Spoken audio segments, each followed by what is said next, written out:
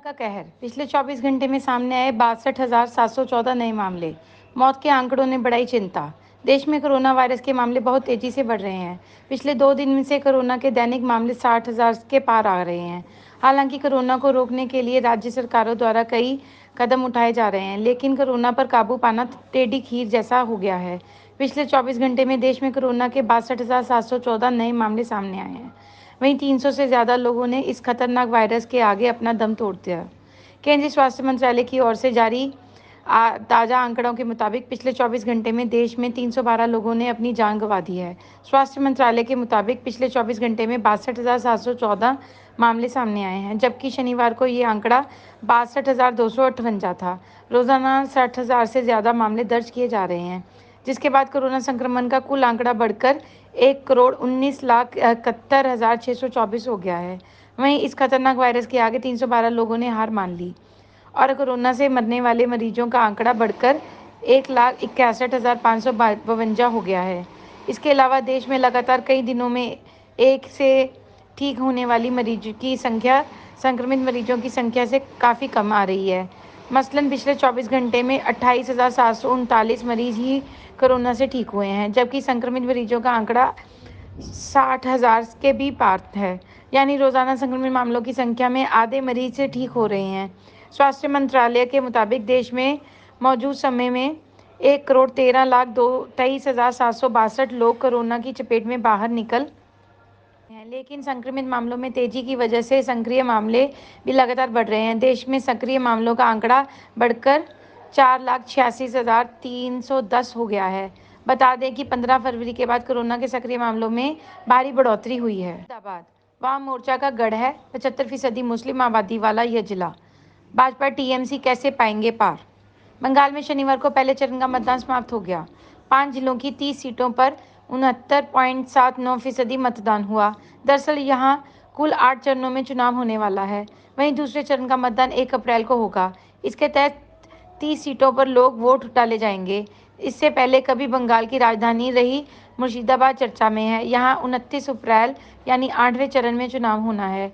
इससे पहले कहा जा रहा है कि 75% मुस्लिम आबादी वाले गढ़ मुर्शिदाबाद में दिलचस्प लड़ाई होगी। जीता वही सिकंदर। करारी हार के बाद नई रणनीति के साथ सीरीज कब्जाने उतरेगी टीम इंडिया इंग्लैंड के हाथों।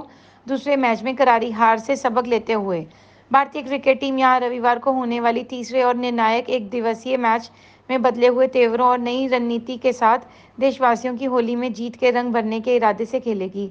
बल्लेबाजों की एशगाह पिच पर इंग्लैंड ने पिछले मैच में 20 छक्के लगाकर 337 रन के मुश्किल लक्ष्य को आसान बना डाला। खराब फॉर्म में चल रहे स्पिनर कुलदीप यादव और कुणाल पंड्या ने उनका नाम आसान कर दिया। भारतीय कप्तान विराट कोहली को रविंद्र जडेजा की इतनी कमी कभी महसूस नहीं हुई होगी जितनी पिछले मैच में। द्वारका एक्सप्रेसों पर निर्माणाधीन फ्लाईओवर का 2 हिस्सा गिरा, 3 मजदूर घायल। गुरुग्राम के दौलताबाद स्थित द्वारका एक्सप्रेसवे पर चल रहे फ्लाईओवर निर्माण कार्य के दौरान सुबह 8 बजे फ्लाईओवर के 2 हिस्से गिर गए। इस हादसे में 3 मजदूर घायल हो गए हैं। मौके पर सिविल डिफेंस और एसडीआरकेएफ हरियाणा की टीम पहुंची है। गौरतलब है कि इससे पहले भी सोना रोड पर बन रहा फ्लाईओवर गिर चुका है। घटना की सूचना मिलते ही पुलिस मौके पर पहुंची और घटना का जायजा ले रही है।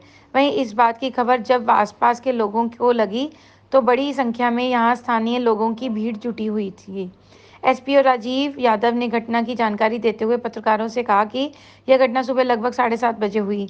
इसकी जानकारी मिलते ही पुलिस की एक टीम मौके पर पहुंची और 3 घायलों को अस्पताल पहुंचाया। यहां उनका इलाज चल रहा है। महाराष्ट्र में आज से 15 अप्रैल तक रात कर्फ्यू। मर्व के 12 शहरों में हर रविवार को लॉकडाउन। कोरोना वायरस संक्रमण फिर खतरनाक होता जा रहा है। पिछले 14 दिन के दौरान रोजाना नए रिकॉर्ड बन रहे हैं और आंकड़ा 62,000 तक पहुंच गया है। 6 राज्यों महाराष्ट्र, पंजाब, छत्तीसगढ़, कर्नाटक, गुजरात और मध्य प्रदेश में लगातार कोरोना संक्रमण के मामले सामने बढ़ रहे हैं। देश में पिछले 24 घंटे में मिले कोरोना मरीजों में से 69.57 मामले इन्हीं राज्यों में से हैं। हालात इस कदर गंभीर हो रहे हैं कि अब कई राज्यों सख्त कदम उठाने शुरू कर दिए हैं। महाराष्ट्र में कोरोना संक्रमण के बढ़ते हुए मामलों को देखते हुए उद्धव सरकार ने मिनी लॉकडाउन लगा दिया है। सरकार ने प्रदेश में रविवार से 15 अप्रैल तक रात 8 बजे से सुबह 7 बजे तक कर्फ्यू लगाने की घोषणा की है। इस समय सीमा के दौरान मॉल, बार, रेस्टोरेंट, मल्टी कॉम्प्लेक्स उद्यान पार्क, सिंगल स्क्रीन थिएटर, समुद्री बीच और सार्वजनिक स्थल पूरी तरह से बंद रहेंगे। इस संदर्भ में शनिवार को नए दिशा निर्देश जारी किए गए। सामाजिक, सांस्कृतिक, धार्मिक और राजनीतिक कार्यक्रमों पर पाबंदी लागू रहेगी। नाट्यगृह और ऑडिटोरियम में कोई कार्यक्रम नहीं हो सकेगा। शादी में 50 लोग और अंतिम संस्कार में 20 लोगों को शामिल होने की अनुमति दी गई है, लेकिन इससे अधिक लोगों की उपस्थिति पर कार्रवाई होगी। जीटीबी अस्पताल से फरार गैंगस्टर कुलदीप फज्जा मुठभेड़ में घायल। अस्पताल में मौत। कुछ दिन पहले जीटीबी अस्पताल के से फरार गैंगस्टर कुलदीप फज्जा को दिल्ली पुलिस की स्पेशल सेल ने मुठभेड़ में ढेर कर दिया है। मुठभेड़ रोहिणी के सेक्टर 14 में एक फ्लैट में हुई। मुठभेड़ में फज्जा घायल हो गया था। उसे अबंडकर अस्पताल ले जाया गया, जहां डॉक्टरों ने उसे मृत घोषित कर दिया। समाचार एजेंसी AANI के अनुसार फज्जा 25 मार्च को अपने साथियों की मदद से जीटीबी अस्पताल से भाग गया था। पुलिस को देखकर कुलदीप ने गोली चलाई।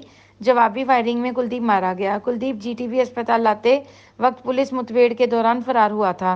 वहीं कुलदीप के एक साथी को पुलिस ने जीटीबी अस्पताल में ही मार गिराया था। बृहस्पतिवार को दिन दिहाड़े जीटीबी अस्पताल कैंपस में तकरीबन 8 बदमाश पुलिस से भिड़ गए और उनकी आंखों में मिर्च झोंककर फायरिंग करते हुए कुलदीप मान उर्फ फज्जा को भगा ले गए थे। इससे पहले पुलिस ने दावा किया था कि जीटीबी अस्पताल परिसर से जतिंदर मान उर्फ गोगी गिरोह के बदमाश कुलदीप मान उर्फ फज्जा को भागने की साजिश हरियाणा के कुख्यात बदमाश दीपक बाक्सर ने रची थी। ऑडियो वार। ममता के बाद अब भाजपा नेता मुकुल राय का टेप जारी। तृणमूल कांग्रेस ने भाजपा नेता मुकुल राय का एक कथित ऑडियो जारी किया है, जिसमें आरोप लगाया कि राय चुनाव आयोग को प्रभावित करने की बात कर रहे हैं। इससे पहले शनिवार को भाजपा नेता ने सीएम ममता बनर्जी का कथित ऑडियो जारी किया था। मीडिया रिपोर्ट्स के मुताबिक तृणमूल कांग्रेस ने ऑडियो क्लिप के हवाले से कहा है कि इसमें मुकुल राय और शीशर बाजोरिया बात कर रहे हैं। मुकुल राय बाजोरिया से कहते हैं कि उन्हें चुनाव आयोग से संपर्क करके नियमों को बदलने की मांग करनी चाहिए, ताकि बाहरी लोगों को भी बूथ एजेंट बनने दिया जा सके।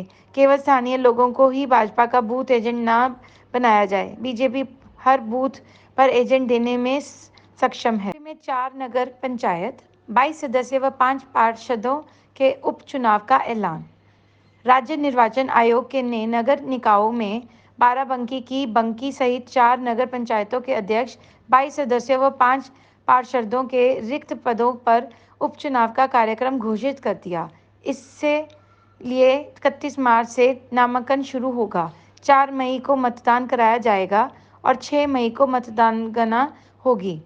राज्य निर्वाचन आयुक्त मनोज कुमार ने उपचुनाव से संबंधित अधिसूचना जारी कर दी। उन्होंने जिला अधिकारियों को जिला निर्वाचन अधिकारी के रूप में उपचुनाव के लिए 30 मार्च को अधिसूचना जारी करने का निर्देश दिया है। इसके बाद 31 मार्च को रिटर्निंग अधिकारी संबंधित नगरीय निकाय के रिक्त अध्यक्ष व वार्ड तथा नगर निगम के पारदर्श पदों के लिए उपचुनाव की सार्वजनिक नोटिस जारी करेंगे। जी को झटका। एनआईए ने दीदी के करीबी छत्रधर महतो को किया गिरफ्तार। ट्रेन हाईजैक करने का आरोप।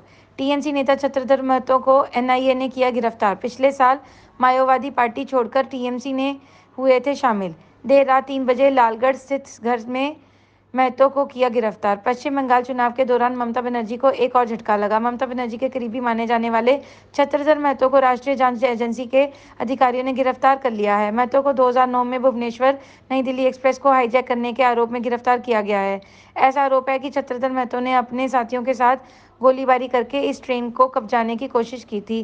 बता दें कि शनिवार देर रात 3 बजे छत्रधर महतो को उनके लालगढ़ स्थित घर से गिरफ्तार किया गया है। महतो को ममता बनर्जी का दूध भी कहा जाता है। इस विधानसभा चुनाव में महतो टीएमसी के लिए लगातार चुनाव प्रचार कर रहे थे। कार्डियोलॉजी अस्पताल के आईसीयू में लगी आग।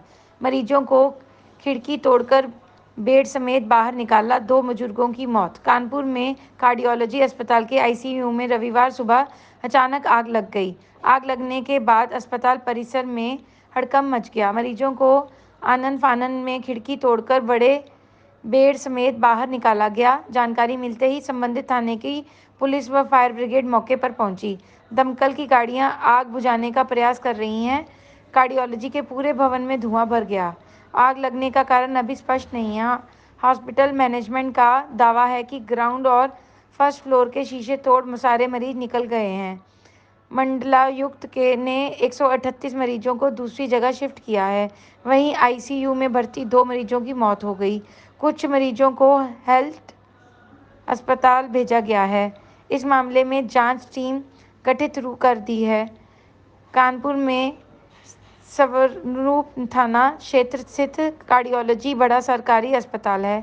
यहाँ कानपुर देहात और आसपास के इलाकों से बड़ी संख्या में दिल के मरीज ऑपरेशन और इलाज के लिए आते हैं। Subscribe to our YouTube channel News DNN by clicking the bell icon. Don't forget to like, comment and share.